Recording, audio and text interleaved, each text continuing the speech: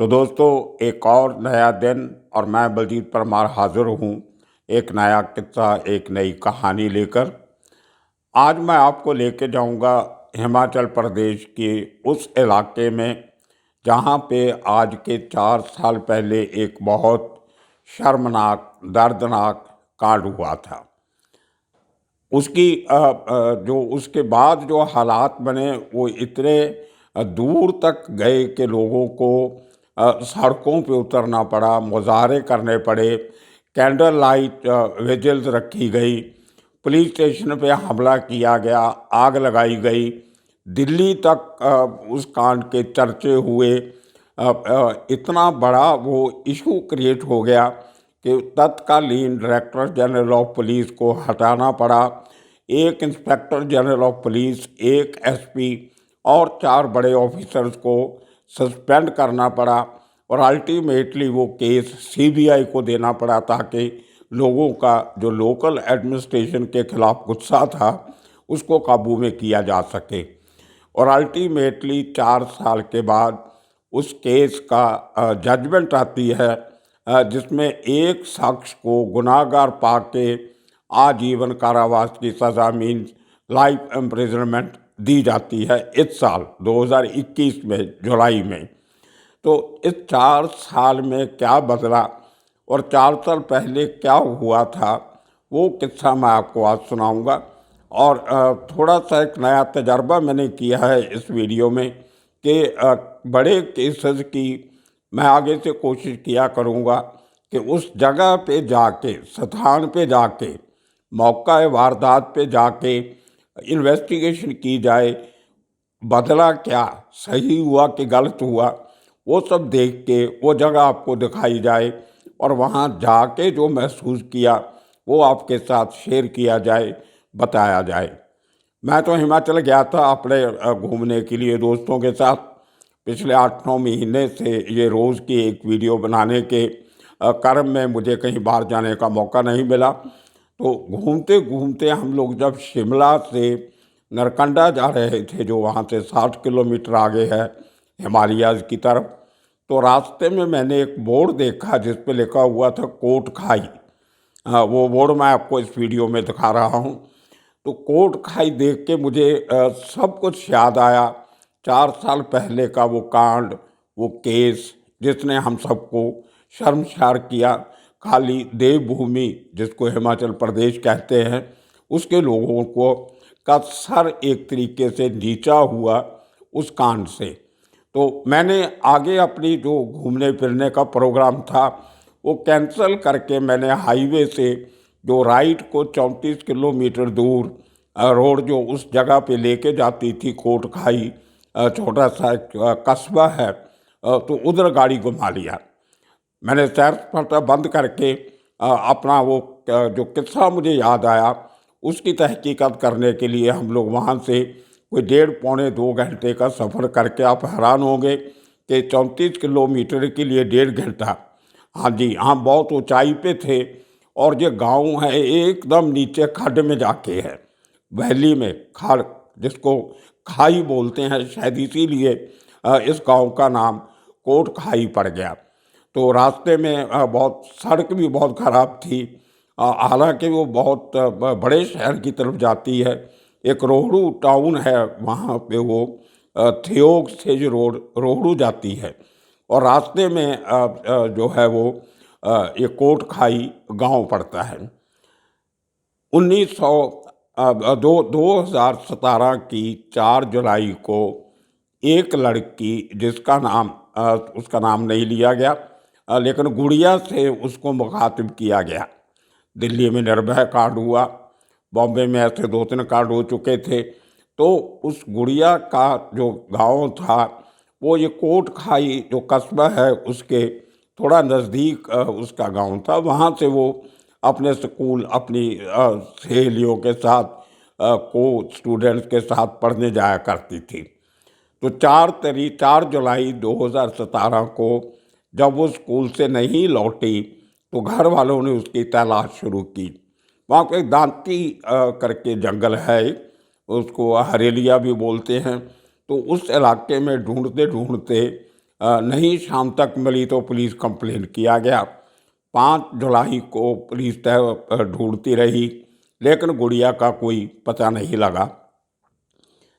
6 तारीख की शाम को जो दांती जंगल है, जो बहुत घने जंगल है वहाँ पे, वहाँ के कुछ लोगों ने, जो लोकल लोग चरवाहे किस्म के होते हैं जो जंगलों में लकड़ी इकट्ठी करने वाले होते हैं, उन्होंने पुलिस को इन्फॉर्म किया कि एक लड़की का शव जो है वो उनको दिखाई दिया है। तो पुलिस वहाँ पे पहुँची, शव को अपने कब्जे में लिया। बाद में जब पोस्टमार्टम रिपोर्ट आई तो पता चला कि उस छोटी सी लड़की के साथ दुष्कर्म भी किया गया था। बॉडी पे काफ़ी निशान थे, जख्म थे। तो वो 2 दिन के बाद जब बॉडी मिलती है तो लोगों का, जिस हालात में वो बॉडी मिली, तो लोगों का गुस्सा आना, आक्रोश आना बहुत जायज़ और जाहिर सी बात थी। तो इलाके के लोगों में एकदम एक शहर की तरफ लोग आने लगे। जो हॉस्पिटल था जहाँ पे पोस्टमार्टम हुआ था, वहाँ पे हज़ारों की भीड़ जुड़ी और गुड़िया का संस्कार किया गया। लेकिन जिस तरीके से पुलिस इन्वेस्टिगेशन कर रही थी, उसको देखते हुए लोगों का गुस्सा बढ़ता गया और वहाँ से डेलीगेशन जो थे कोट खाई कस्बे से शिमला तक आ गए और वहाँ पे मुजाहरे किए। चीफ मिनिस्टर के घर के बाहर कांग्रेस की सरकार थी तभी, डीजी जो पुलिस के थे उनके खिलाफ मुजाहरे हुए। तो बहुत सारे प्रेशर के नीचे चलते हुए पुलिस ने अचनचेत 6 लोगों को गिरफ्तार कर लिया। लोगों को लगा कि चलो पुलिस ने काम किया है, लोगों को गिरफ्तार किया है, थोड़ा माहौल शांत हुआ। लेकिन ये शांति ज़्यादा देर तक नहीं चल सकी। 17 तारीख को समझो आप 11 दिन के बाद पुलिस स्टेशन में जो 6 लोग थे उनकी आपस में जो उनकी चल रही थी, इंटेरोगेशन चल रही थी, तो खबर आई कि उस दौरान कोट खाई पुलिस स्टेशन में सूरज नाम का एक आदमी लॉकअप में मारा पाया गया। लगता तो ये था सबको कि पुलिस की मार से मरा है, लेकिन उसको कवर अप करने के लिए जितनी जद्दोजहद पुलिस ने की उतनी मेहनत शायद गुड़िया के कातलों को ढूंढने में नहीं करनी पड़ी। वो जो पूरा केस था वो एक आईजी लेवल के ऑफिसर थे मिस्टर जैदी, उनको दिया गया था और उनके एसपी थे मिस्टर नेगी। तो ये इनकी जो एसआईटी थी, स्पेशल इन्वेस्टिगेशन टीम, वो उसने जो टॉर्चर हुआ इन लोगों का, जो 6 लोग पकड़े थे, कि उनको मनवाने के लिए कि आप बोलो आपने ये मर्डर किया है, आपने ये दुष्कर्म किया है, उसमें सूरज नाम के व्यक्ति की मौत से एक नया बवाल खड़ा होता है। और उसको छुपाने के लिए जो 3rd डिग्री टॉर्चर था, पुलिस ने एक राजू नाम का आदमी जो को एक्यूज उस समय तक पकड़ा हुआ था, उसको मारपीट के मनाया, उसकी स्टेटमेंट दर्ज की कि तू बोल मैंने सूरज को मारा है, पुलिस ने नहीं मारा।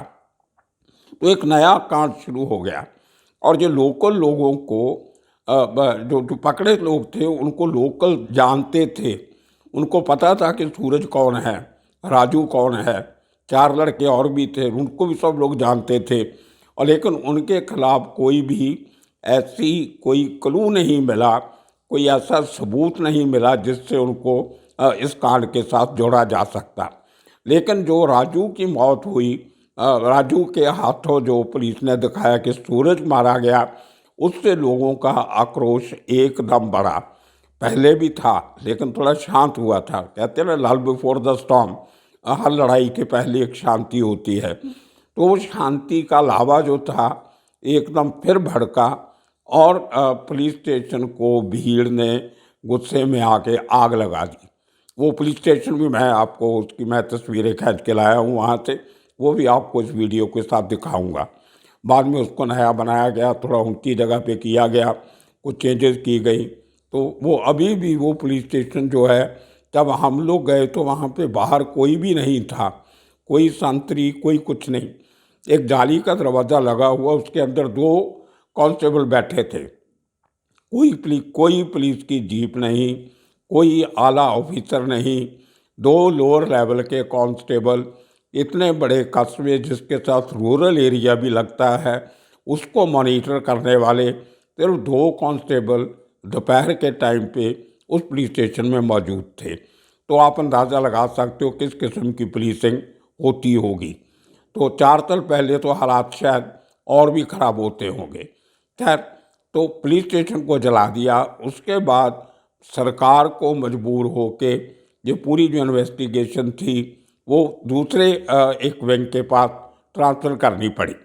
जब उन लोगों ने तहकीकात किया तो इन लोगों का जो नार्को टेस्ट करवाया गया, 5 लोगों का एक तो मर गया था, तो 5 लोगों का जो ब्रेन मैपिंग और नार्को टेस्ट जिसकी रिपोर्ट गुजरात की फोरेंसिक साइंस लेबॉरेटरी ने दी, उसमें भी कोई खुलासा नहीं हो सका कि इन 5 में से किसी किस्म का कोई हाथ उस मर्डर के साथ हो सकता है। तो अल्टीमेटली जो पुलिस को जो केस था वो हाई कोर्ट ने सीबीआई को ट्रांसफ़र कर दिया, शिमला के हाई कोर्ट ने, हिमाचल प्रदेश के हाई कोर्ट ने।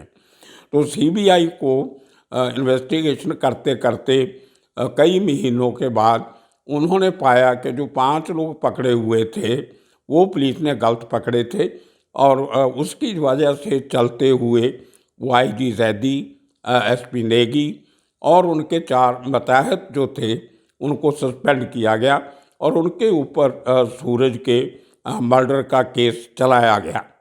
लेकिन साथ के साथ सीबीआई गुड़िया के कातिल को ढूंढने में काफ़ी मेहनत से लगी रही और अचानक कुछ महीनों के बाद वो एक शख्स को पकड़ती है जिसका नाम होता है अनिल कुमार उर्फ नीलू। ये अनिल कुमार उर्फ नीलू जो है बेसिकली मंडी ज़िले का रहने वाला है, लेकिन वहाँ से ये लकड़ी काटने का काम करता था बेसिकली।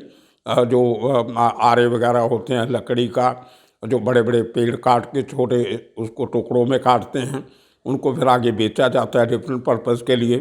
तो उसके पहले कहीं शिमला में भी इसी किस्म का लकड़ी काटने का काम करता रहा था और वहाँ से छोड़ के वो कोटखाई इलाके में अपने दोस्तों के थ्रू यहाँ पे आके उसने लकड़ी काटने का काम शुरू किया। जो कंट्रैक्टर होते हैं बड़े बड़े जंगलात महकमे के, उनमें से एक कंट्रैक्टर के साथ इसने काम करना शुरू कर दिया। तो जैसे सीबीआई ने गांव में जाके जंगल में जाके इन्वेस्टिगेशन की तो कुछ यंगस्टर ने, जो यंग लड़के जंगलों में घूमते रहते हैं खेलने वेलने, उन्होंने सीबीआई को बताया कि उन दिनों में एक लड़का जिसकी हम शक्ल जानते हैं, नाम नहीं पता, वो लड़का इस इलाके में घूमता पाया गया था। तो उनके उस लिंक से, क्लू से पुलिस ने अनिल कुमार को दबोचा। पहले तो उसने इनकार किया, लेकिन जो उसका जो मोबाइल फ़ोन की लोकेशन थी उन दिनों की, उस दिन की पार्टिकुलर डे की, वो वही की मिली और वहाँ मिट्टी पे जो कदमों के निशान मिले थे, कुछ खून का, कुछ इस किस्म के और चीज़ें, कुछ कपड़ों का वहाँ पे होना, वो जो डीएनए टेस्ट आया उनका सबका, वो अनिल कुमार के साथ मैच किया। मेरे हिसाब से बहुत कम केसेस में क्रिमिनल का इतने दिनों के बाद डीएनए मैच करता है, लेकिन अनिल ने अपना गुनाह एंड तक कबूल नहीं किया। वो कहता रहा मैं बेकसूर हूँ, मैं जंगल में था, मैं उस एरिए में था, लेकिन ये काम मैंने नहीं किया। लेकिन जो 2 लैब में से, लेबॉर्ट्री में से जो डीएनए के सैंपल भेजे गए थे, वो दोनों अनिल कुमार के साथ मैच किए, नीलू के साथ मैच हुए। तो उसको लेके बेस लेके हिमाचल सेशन कोर्ट में मुकदमा चला। 4 साल तक वो केस चलता रहा। 4 साल के बाद कोर्ट ने आखिर नीलू को उम्र कैद की सज़ा सुनाई इसी साल जुलाई में। तो ये था किस्सा पूरा कोटखाई कांड। लेकिन हमने जब लोगों से जाके बात की वहाँ पे, ऑन कैमरा बात करने के लिए ज़्यादा लोग तैयार नहीं थे, लेकिन उनका कहना था कि गुड़िया का इंसाफ अभी तक बाकी है। हमें नहीं लगता कि एक अकेला आदमी इतना बड़ा काम कर सकता है, इसके और भी साथी होंगे जिनको अभी तक कानून के सामने सीबीआई लाने में कामयाब नहीं हुई है।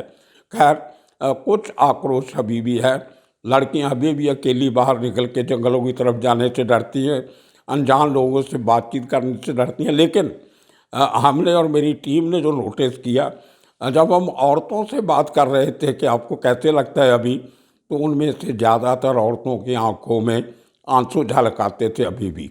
हमने दुकानदारों से बात की, वो अपना काम छोड़ के बैठ जाते थे हाथ पकड़ के और आंख बंद करके कुछ पलों के लिए गुड़िया को याद करते थे। तो ये एक जो फीलिंग हमने नोटिस की, वो मैं आपके साथ शेयर करनी चाहता था। आगे से भी कोशिश करेंगे कि बड़े केसेस की कहानी उसी जगह पे जाके बनाई जाए और आपको सुनाई जाए। आने वाले दिनों में फिर इसी किस्म के किस्से लेके फिर हाजिर होंगे। तब तक के लिए आप सबका शुक्रिया, धन्यवाद।